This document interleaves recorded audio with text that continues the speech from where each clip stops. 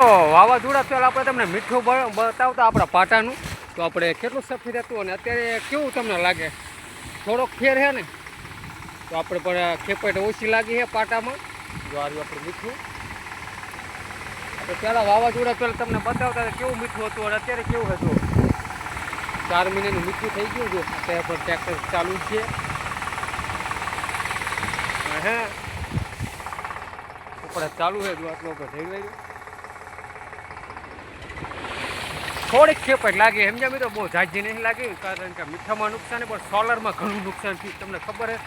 એવું લાગ્યું પણ ખોણે ખસકા લાગ્યું ઉડાણ સમજ્યા ચાલુ છે ઢેરવાનું વાદરા કે હુજવા નથી સમજ્યા મિત્રો મીઠામાં તો હે ને એમ થાકી ગયા સમજ્યા ને કહેતા તું હા કે પાટા કાં ઈતા વાદરા થાય